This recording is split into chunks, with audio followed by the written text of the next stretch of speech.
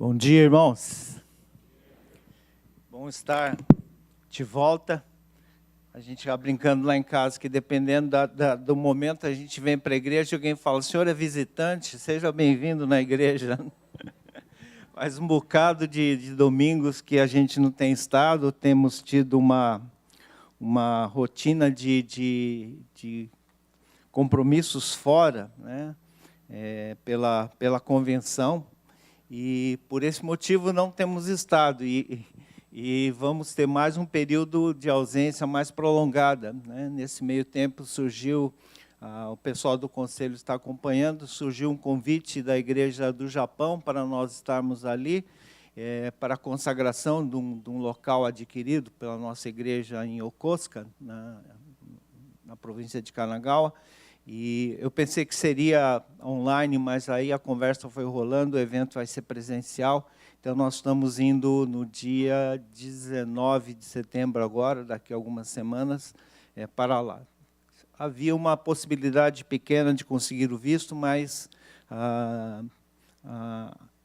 indicado pela Ieda Aramaki Kumakura, a pessoa realmente foi muito, assim, bem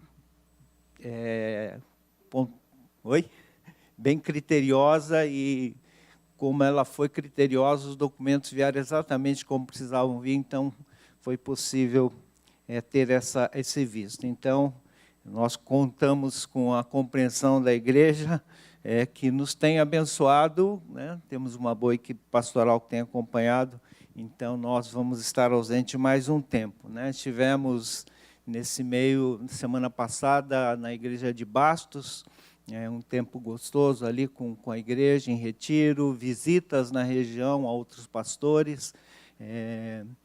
Nós louvamos o nome do Senhor por aquilo que Ele tem feito ali também no interior. A igreja de Bastos é uma igreja que tem caminhado bem firme, tem tido tem uma vida assim muito ativa, tem estado muito firme no caminho do Senhor, então foi muito bacana nós estarmos juntos. Foi dito pelo irmão Tadayuki que nós iniciamos hoje essa série de geração em geração, e se você ler a Bíblia, né, você que lê a Bíblia, se não lê é bom ler a Bíblia, você vai perceber que em muitos lugares aparece uma expressão que eu sou o Deus de Abraão, Isaque e Jacó. Já leram essa expressão? Sou Deus de Abraão, Isaque e Jacó. Essa expressão não é só para lembrar de onde vem a história, a nossa tradição judaica cristã, não é só isso. Mas se você ler bem a Bíblia, você vai perceber que Deus é um Deus que trabalha visando gerações. Quando Ele chamou Abraão, Ele disse assim, você vai ser abençoado, você vai ser o cara e ponto final. Foi isso que Ele disse para Abraão? O que Ele disse para Abraão? Em ti serão benditas todas as famílias da terra. Então, quando Deus chama Abraão, Ele não chama somente para que ele, Abraão, desfrutasse de uma bênção, mas Deus vislumbrava um processo que foi alcançando e, graças a Deus, chegou até a mim e a você. Deus é um Deus de gerações. Deus é um Deus interessado em que nós possamos ter esse processo de abençoar. Esse é um grande desafio.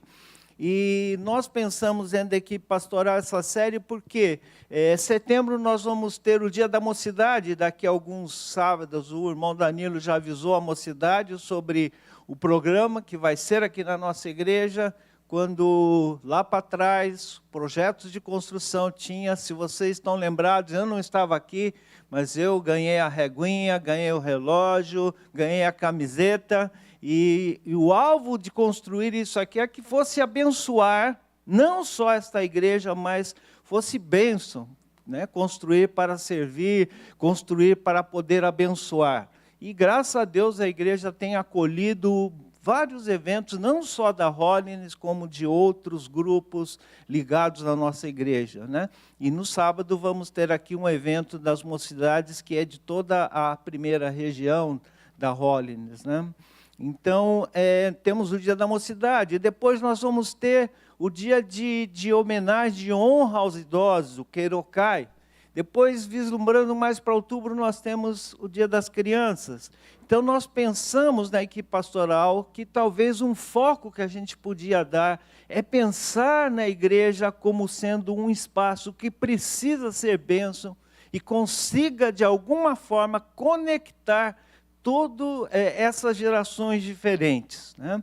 E hoje, então, eu vou estar iniciando essa série e a nossa mensagem hoje vai ser sobre conhecendo a próxima geração, ou conhecendo as gerações, e nós queremos pensar em dois textos que se encontram em Lucas 12, 56, que diz o seguinte: hipócritas, vocês sabem interpretar o aspecto da terra e do céu, como não sabem interpretar o tempo presente?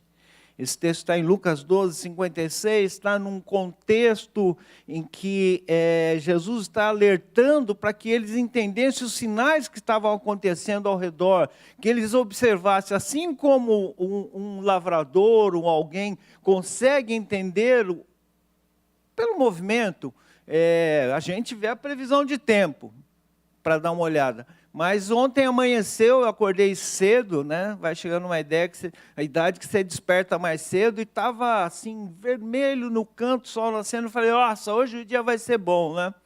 Aí dormi de novo, a hora que eu acordei de novo já estava tudo nublado. Isso é questão de 1 hora. E aí foi indo, depois do almoço veio aquela garoinha, eu falei, ih, lascou, vai ser um frio danado, né? Nós entendemos um pouco, não precisamos adivinhar. Dá para perceber. Na minha infância eu frequentei muito, minha juventude, eu frequentei muito o acampamento Panorama, e lá tinha uma senhora que cozinhava, e o marido, que era o caseiro ali, o seu Antônio e a Dona Maria, e aí, de vez em quando nós estávamos lá, começava um ventinho, ela falou, vai chover. Dona Maria está viajando, né? E pimba, chovia. Aí, da outra vez, estava tudo escuro, tal, não sei o que. Ela, Dona Maria, não vai chover. Dona Maria, a senhora está viajando. Aí não chovia. Aí um dia eu fiquei encafifado. Falei, ué, como que essa senhora conhece esse negócio? Será que ela vê a previsão? Ou tem um cheiro no ar? O que acontece? Aí eu fui lá conversar com ela. Dona Maria, desculpa a pergunta aqui, mas como é que a senhora sabe quando chove ou não chove? Ela é fácil, meu filho. Quando venta do Mato Grosso para cá, chove. Quando venta Mato Grosso do Sul para cá, chove. Panorama fica divisa São Paulo com Mato Grosso do Sul. Quando venta daqui para lá, não chove.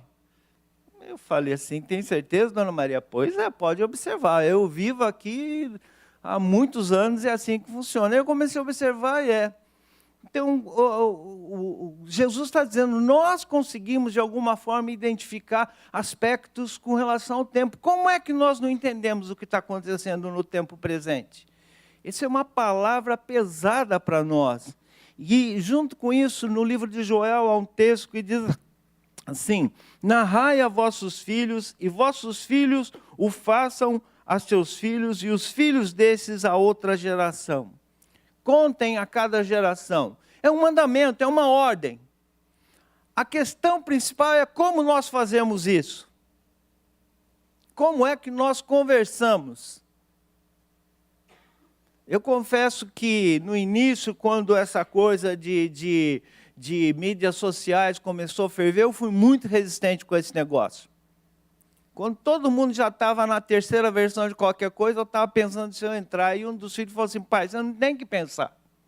Você precisa estar nesse negócio, senão você... Quase falou, senão você vai ficar burro, né?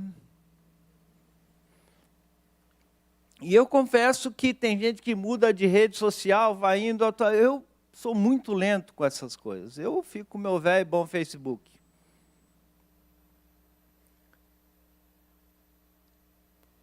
Muito difícil dialogar e entender. Uma ocasião, estávamos conversando lá, um grupo de pais e tal, e aí um deles falou, eu não entendo.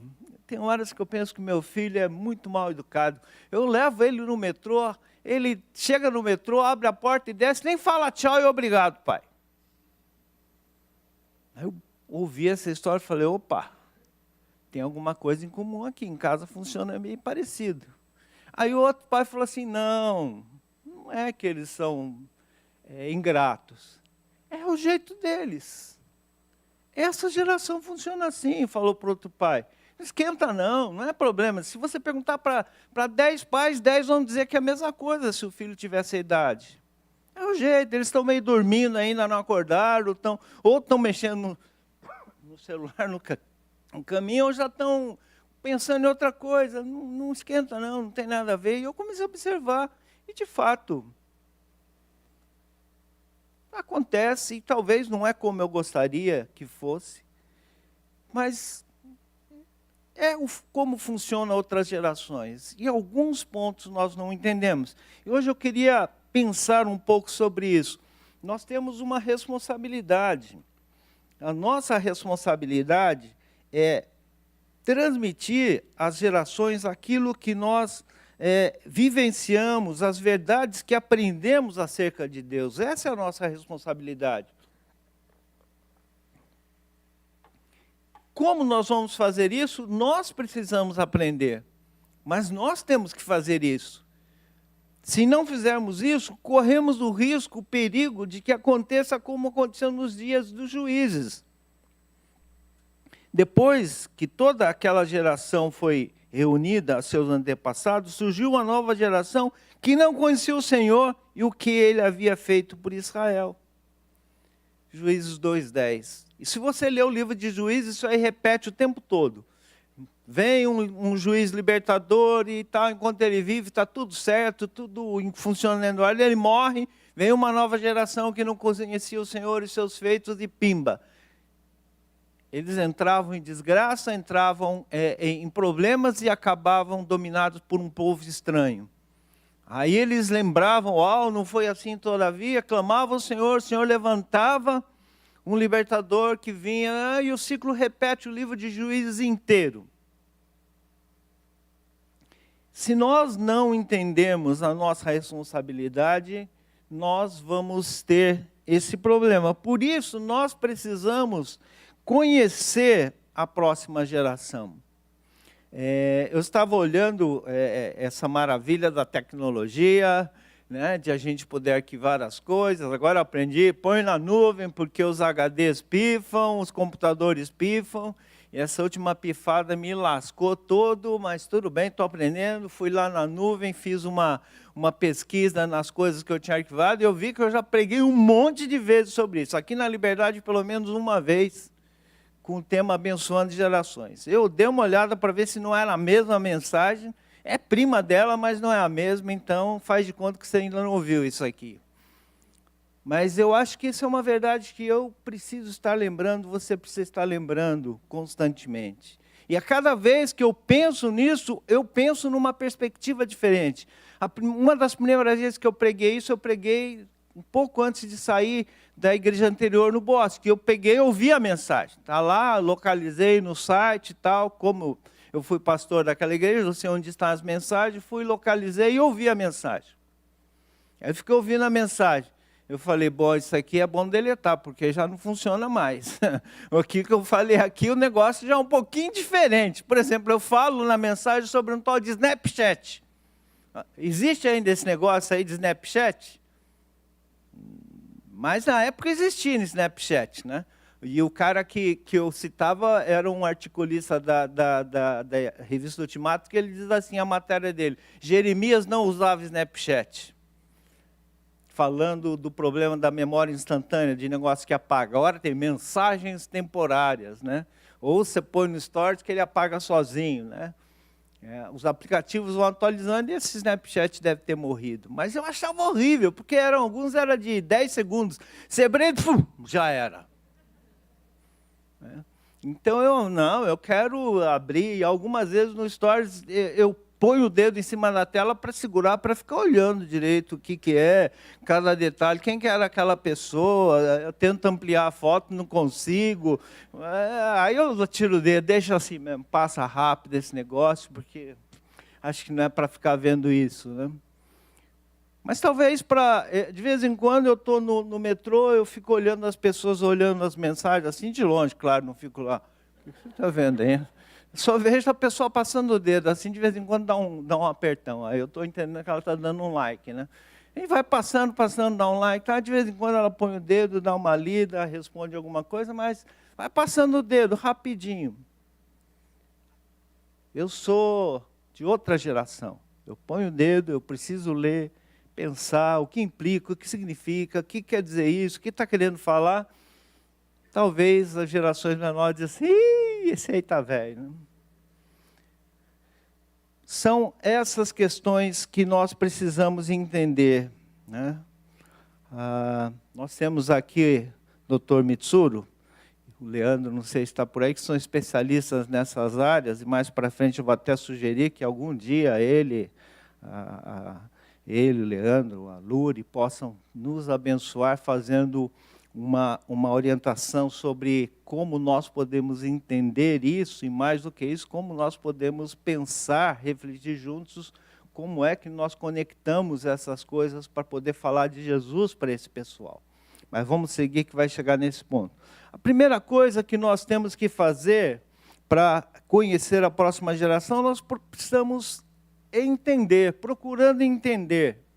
Se nós não entendermos, não vamos conseguir saber o que está acontecendo. E olha que interessante esse Salmo 48, 12 a 14. Quando eu li esse salmo, eu falei assim, nossa, que salmo mais estranho. Né? Percorram Sião, contornando, contem as suas torres. Deixa eu mudar aqui, que aqui está pequeno, está mais fácil de ler aqui. Percorram Sião, contornando-a, contem as suas torres, observem bem as suas muralhas, examinem as suas cidadelas, para que vocês falem à próxima geração que este Deus é o nosso Deus para todo sempre. Ele será o nosso guia até o fim. Eu fiquei pensando, mas para que tem que contar a próxima geração quantas torres tem, como que são as suas muralhas? O que tem a ver isso com contar as próximas gerações? Mas se você ler o Salmo 48 todo, esse é aquele salmo que tem um cântico famoso, né? Grande é o Senhor, muito digno de... que nós cantamos na cidade do nosso Deus, seu santo monte, né? do Ademar de Campos. Mas aí você vai chegando, no verso 3, ele diz assim, nas suas cidadelas, Deus se revela como sua proteção. Vejam, os reis somaram força e juntos avançaram contra ela. Quando a viram, ficaram atônitas, fugiram aterrorizados. Ali mesmo o pavor os dominou, contorceram-se como a mulher no parto. Foste como o vento oriental quando destruiu os navios de Tarse. Vem contando. Então, quando o salmista está falando isso, ele está querendo dizer para nós conhecermos os detalhes, entendermos bem para podermos contar as coisas. E isso significa o seguinte, que nós temos um grande desafio, como fez Neemias, que antes de iniciar a restauração de Jerusalém, que era um desafio enorme, reconstruir uma cidade de um povo que estava totalmente desorientado, cada um pensando em si mesmo, e Neemias vem com uma tarefa altamente complicada. E antes de iniciar a restauração de Jerusalém, andou por ela para entender a real situação. Se você ler o livro de Neemias, tem um lugar que ele para, que diz assim, eu fico imaginando a cena, ele começou a puxar os cabelos, e que coisa terrível que ele viu. Estava completamente desolado, era uma coisa difícil de pensar o que fazer, mas ele avaliou primeiro, ele andou, ele não contou para ninguém o que ele veio fazer ali. Ele pegou um pessoal, saiu de noite, que a cidade estava mais fácil de andar, começou a olhar e começou a avaliar a situação, começou a pensar para entender.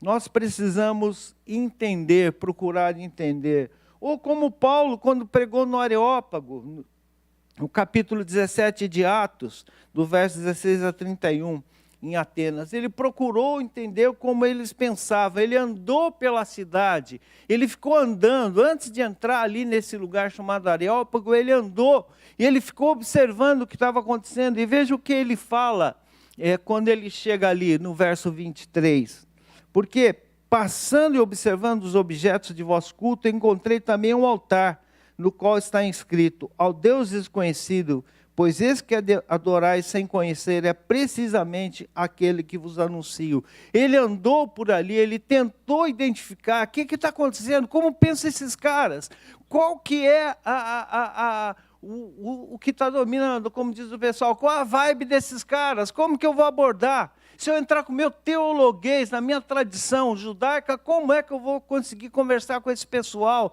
num linguajar deles que é o filosofês? Como é que eu vou conseguir trabalhar? Qual é o pensamento deles? O que está acontecendo aqui? O que acontece? Como funcionam as coisas aqui? Como é que eu conecto a minha crença pessoal em Jesus Cristo com o que esse pessoal tem em mente? Paulo deu uma passeada, ficou olhando, aí de repente ele viu um altar lá escrito ao Deus desconhecido. Ele, epa, tem alguma coisa aqui. Aqui dá para fazer uma ponte com esses caras. E quando ele chega no Areópago, ele fala assim: olha, eu vi esse altar, e é sobre esse mesmo Deus que eu quero falar com vocês, e pimba, pregou o evangelho para eles. Nós precisamos entender as gerações para ter empatia e ponto de contato, exatamente como Paulo fez em Atenas. Se eu não entender, eu não vou perceber, né?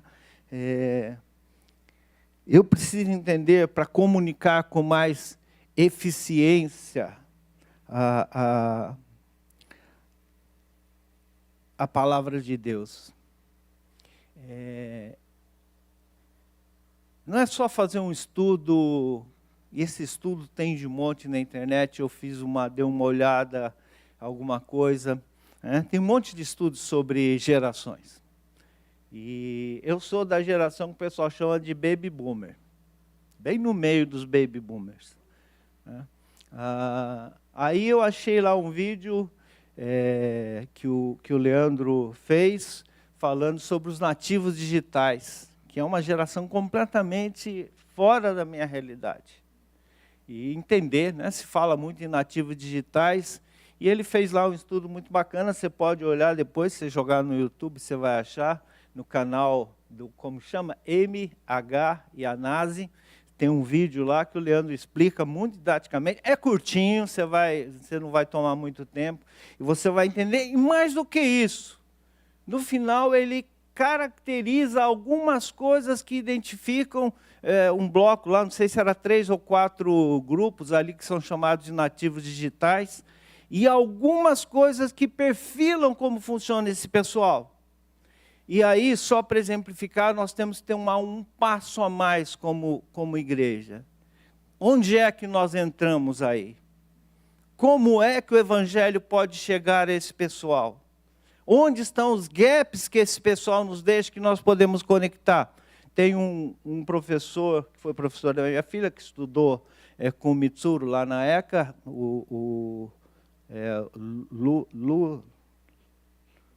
Ludi Radfaer. E tem um programa da Rádio USP lá que faz da ECA, e eu ouvi um programa dele, e ele diz o seguinte, ele fala sobre essa geração dos nativos digitais, e ele fala uma coisa muito interessante. Ele não tem nada de cristão, não sei se ele é ou não é, eu acho que não é nada disso, mas ele fala lá, em algum ponto, que ele diz assim, uma da identificação é que essa geração é muito conectada com muito de gente, mas tem pouco convívio com as pessoas. E ele diz assim, o que antigamente eram os núcleos principais de sociabilização, isso pensando na sociedade, a família, a escola, a igreja, não existe mais. Família, quantas vezes você encontra com a família maior? Quando eu cresci, a minha turma de brincar eram meus primos. A gente brincava tudo junto.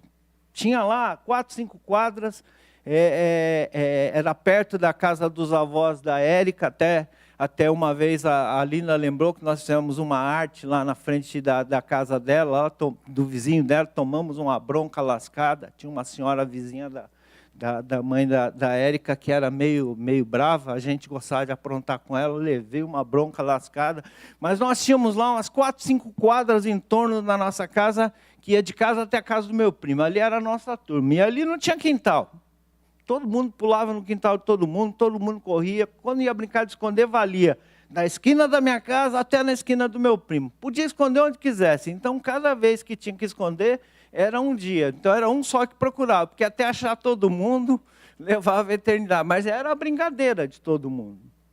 E era a rua, era a família. Então, nós tínhamos um convívio hoje. Hoje, quando eu consigo encontrar alguns primos, é casualidade. Ou, desculpa falar dessa forma, mas é quando morre alguém. Quando casa, nem sempre dá para encontrar todo mundo. Então, não tem mais. Né? Escola a gente tem colegas de escola, mas quando eu era moleque, os meus amigos eram colegas de escola, a gente saía junto, a gente brincava junto, era a turma, íamos jogar bola todo mundo. Nas férias a gente passava o tempo todo junto. Era jogando bola, indo em algum lugar, era um convívio muito intenso. Hoje não tem mais isso. Antigamente, a pessoa falava, eu estudo desde o primeiro ano, que antigamente não tinha pré-escola, do primeiro ano até terminar o científico, agora é o ensino médio. As pessoas tinham um convívio, às vezes eram um amigo de todo o tempo. Agora não tem muito disso, porque você muda de escola. Você chega lá e malemar, você tem alguns amigos que você consegue fazer, você muda de escola. Não tem. E aí ele fala assim, esse é um grande gap. Eu lendo essa matéria, ouvindo, na verdade, eu falei assim, uau, como é que nós conseguimos conectar aqui? O que a igreja pode fazer? O que o evangelho pode fazer? Né? Nós temos os nossos jovens aqui, e graças a Deus eles têm muitos núcleos de convivência. Mas você percebeu que muitos desses nossos jovens, quando chega na idade profissional, nós temos dificuldade de mantê-los por aqui? Pega a geração do Vim. É o Vim. Quantos outros da geração do Vim está aí? E ele tinha uma galera grande que ficava com ele, eu lembro. O pessoal que tocava com ele. Sobrou o Vim. O que acontece, queridos? Descreram? Se tornaram incrédulos? Talvez nós não entendemos a cabeça desse pessoal e não conseguimos, por não entender, conectar o evangelho com eles. Como é que nós trabalhamos com eles? Durante muitos anos para trás, geração anterior a isso, eu não estava aqui. Eu lembro que o Geraldo tinha uma classe de profissionais e juntava uma turma boa. Eu lembro porque tinha um dos que vinha aqui que eu batizei em Curitiba, que ele participava. De vez em quando eu morava perto, lá de onde eu morava, no Bosque, a gente conversava e ele falava dessa turma. Mas a gente precisa pensar sempre como conectamos esse negócio, como nós trabalhamos com isso. Esse é um grande desafio. Mas não é só isso, né? Não é só isso. Nós precisamos ter uma palavra profética. O que eu quero dizer com isso? Nós precisamos ter uma mensagem para esse pessoal. Né? O apóstolo Paulo diz que nós devemos pregar a palavra, instar, quer seja oportuno, quer não, corrige, repreende, exorta com toda a longanimidade, doutrina, ou seja, nós temos que falar. Como nós vamos fazer? Esse é o grande desafio, mas nós temos que ter uma palavra profética para essa geração. Nós temos que ter uma palavra que gere impacto para esse pessoal. Nós temos que ter alguma comunicação com esse pessoal, senão nós vamos perdê-los. Né?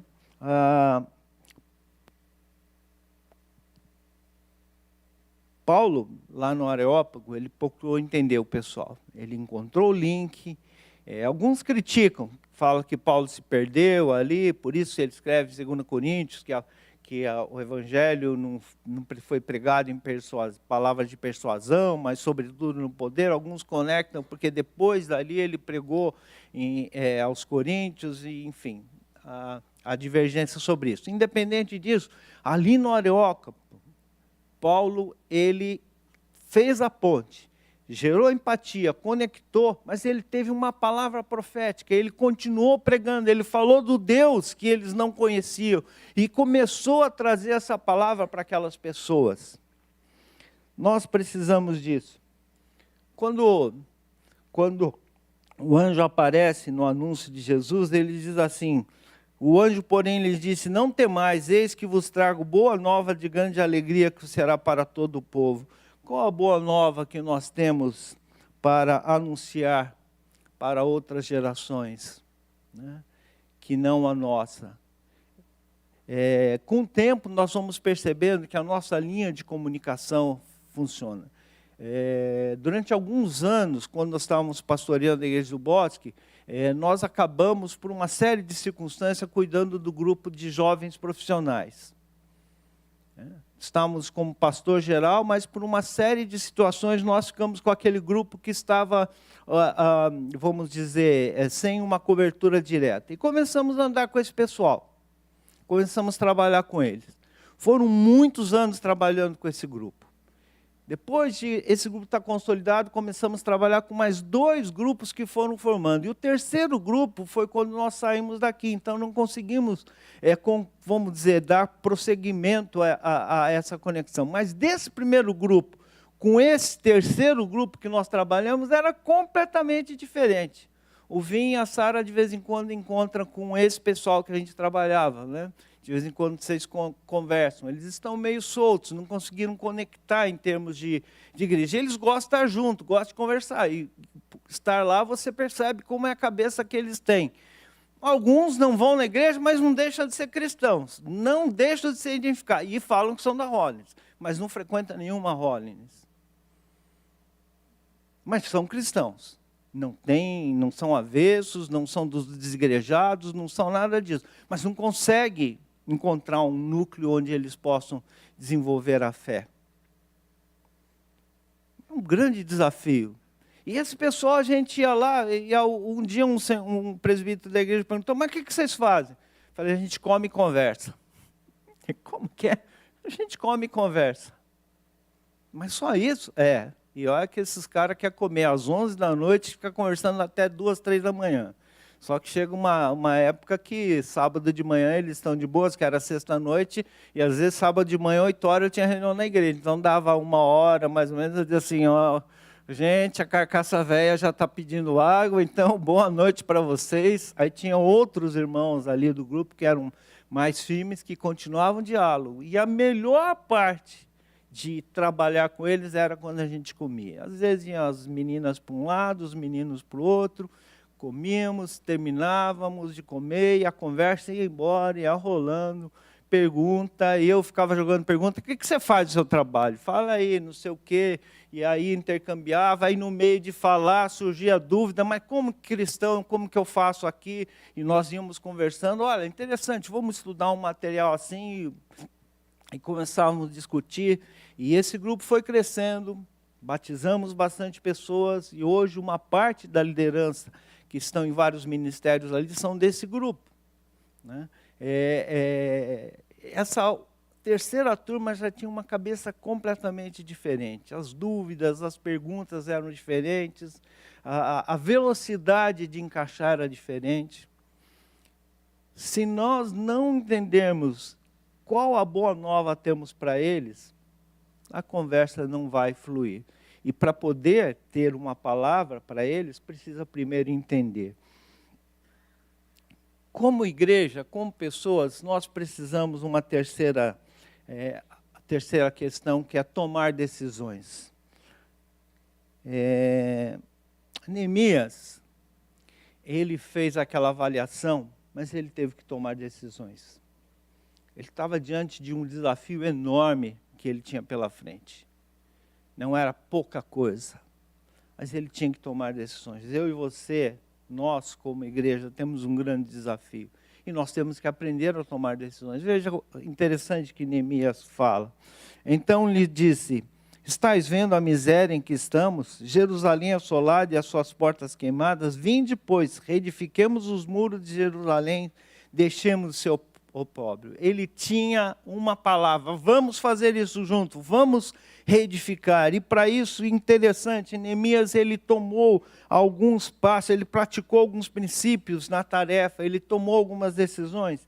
Ele primeiro jejuou e orou, depois ele esperou a oportunidade e agiu. ele avaliou a situação antes de tomar decisões, ele envolveu pessoas na tarefa, ele enfrentou oposições com coragem e determinação. Esse é um estudo de Neemias. Teve uma classe, acho que a classe do Manuel, né, no passado já estudou o livro de Neemias, deve estar bem conectado com essa sequência de ações. E Neemias é um livro ótimo para você entender sobre tomada de decisões. A gente poderia até pensar que ele é um livro para a gente aprender sobre princípios de liderança, princípios que possam nos ajudar, inclusive no seu dia a dia. Por isso, um autor assim, de muito respeito, que eu gosto muito, Paul Freston, escreve sobre Neemias, ele diz: um profissional a serviço do reino.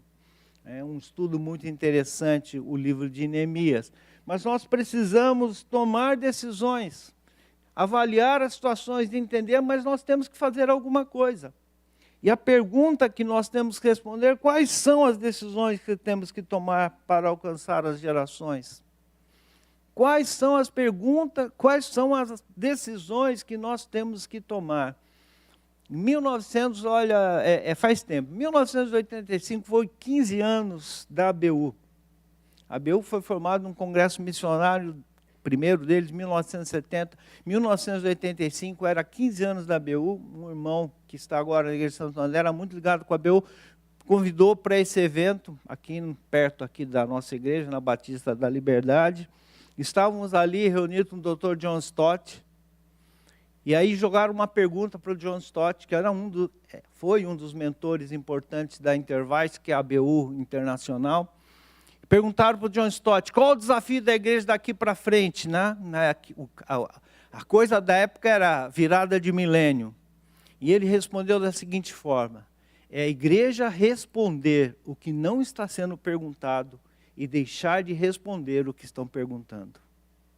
Percebe? A igreja responder o que não estão perguntando e deixar de responder o que estão perguntando. Em outras palavras, perder a relevância, desconectar com a realidade. E a grande pergunta que eu e você temos que fazer: o que é que nós temos que decidir agora, para que nós possamos cumprir com o mandamento de falar outra geração que fale outra geração? Como nós levaremos as gerações que estão abaixo da gente a conhecer o Evangelho? E a questão principal não é só para mim.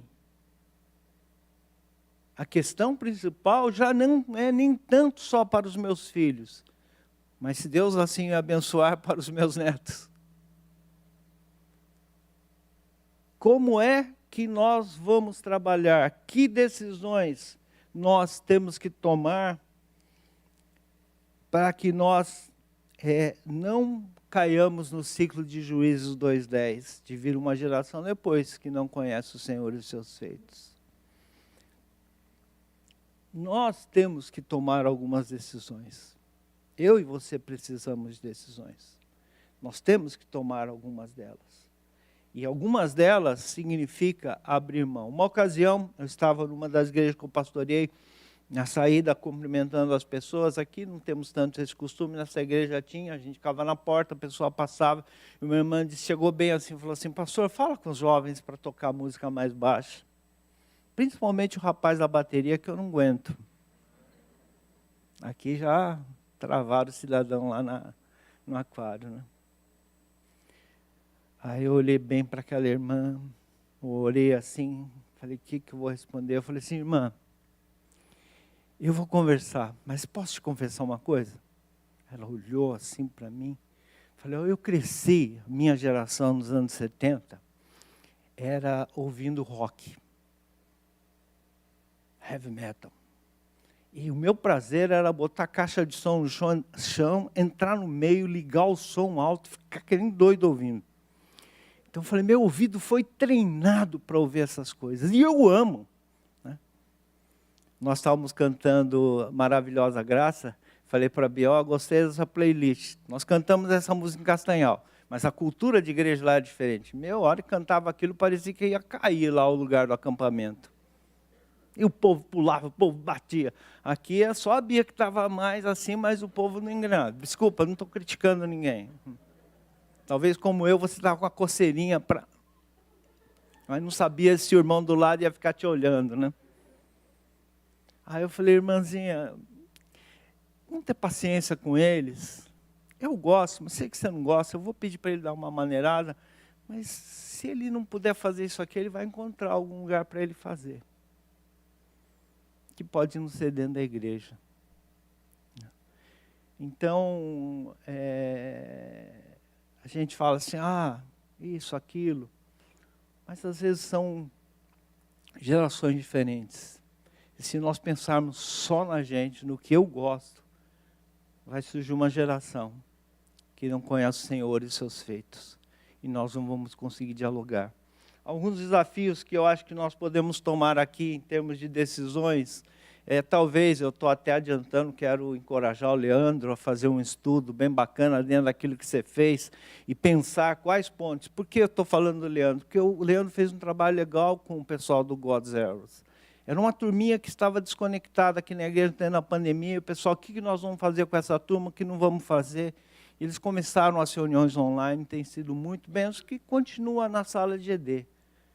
Mas ele conectou. Um dia no culto infantil, a Aliana ainda estava na equipe, nós estávamos vindo, ele fez um escape, né, fazendo uma brincadeira não sei se quando já foram escape, eu nunca fui, mas ele fez com o pessoal do culto infantil digital lá, brincando, cada um na sua casa, era online, mas ele fez, e a molecada pirou, a molecada queria mais, né, Leandro? Para eles não tinha mais aula, era só escape, né?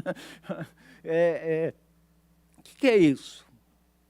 Isso é encontrar um ponto que faz um diálogo e ensina os princípios da palavra.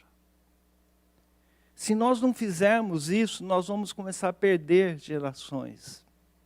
Nós vamos começar a deixar de conversar. E quando menos a gente esperar, nós não vamos ver mais essa pessoa aqui na igreja. Então, queridos, esse desafio é muito grande.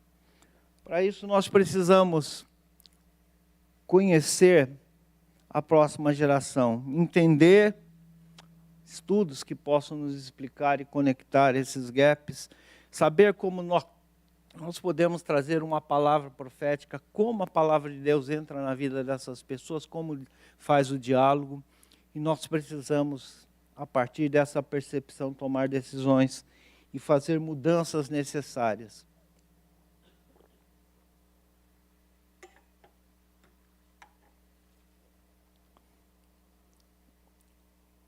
O que vamos fazer? O que você vai fazer? E eu queria deixar essa palavra de desafio. Mais do que dar pistas aqui, mais do que dar caminhos, eu levantei o problema. Eu creio muito mesmo, que nós encontramos soluções quando nós sentamos para dialogar. Quando nós criamos uma mesa, uma equipe de trabalho e, sinceramente, discutimos de frente os problemas e começamos a buscar soluções. E eu queria te convidar a você a colocar na sua pauta de oração. Como é que a gente conecta? Como a gente quebra o ciclo de Juízes 2:10? Sabe, o DF tem um ministério que trabalha para alcançar as novas gerações, né? Acho que é ligado aos cursos ligados ao Habitudes e outros mais, né? Alguns já fizeram aqui, já estudaram. Mas uma ocasião, conversando com um dos líderes desses ministérios, eles estavam dizendo o seguinte: você trabalha com casais para restaurar casamentos. Você trabalha com cursos para trabalhar o lado emocional, que é o Family Foundation. Você trabalha com a educação de filhos para consertar coisas que possam não estar sendo feitas certo. Você trabalha com hombridade para ajustar o homem no seu papel. Você trabalha com mulher única para ajustar o jeito dela fazer. Você trabalha com finanças para ensinar a corrigir os problemas financeiros. Ele falou, você corre, você roda milhares de turmas todo ano e você está nadando contra a correnteza. Quanto mais você corre, mais você descobre que tem mais coisa para fazer. E você bate o braço, a hora que você solta, porque você cansa, o negócio te arrasta. E eles falaram, nós precisamos começar a alcançar as novas gerações. Começar a trabalhar lá embaixo. Começar a dar diretrizes para que já entrem no caminho de um modo mais certo. Isso é conectar gerações. Isso é pensar as futuras gerações. Vocês que são pais, vocês que já são avós, vocês que pretendem ser pais ou pretendem ser avós, temos que pensar nisso. É um grande desafio. Se nós não olharmos com carinho para isso, nós corremos o risco de entrar no ciclo de Juízes 2:10. Surgiu uma nova geração que não conhecia o Senhor e nem seus poderosos feitos. E se desviaram. Esse é o desafio, queridos. Grande. Tão grande quanto que Neemias tinha. E é para isso que o Senhor tem nos chamado. A nossa geração é chamada para isso. Ao invés de pensar que abacaxi nós temos na mão, vamos pensar que bênção que Deus está nos dando. Que privilégio de sermos uma geração que vai marcar essa caminhada. E interromper esse possível ciclo. E não pense que isso era nos dias de Juízes.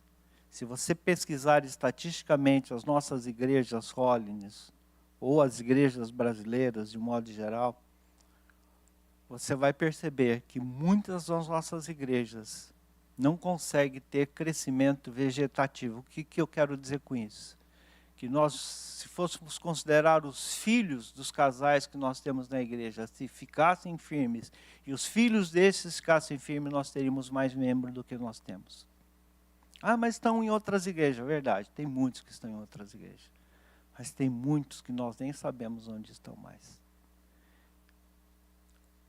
Uau, onde erramos? Não. O que nós podemos fazer para ajustar? Amém? Que Deus possa ter te despertado e que nós possamos aprender que é de geração em geração que o Senhor quer ser Deus, quer abençoar. Amém? Vamos orar. Para um pouquinho, faz uma oração rápida. Pergunta para o Senhor o que Ele quer que você faça.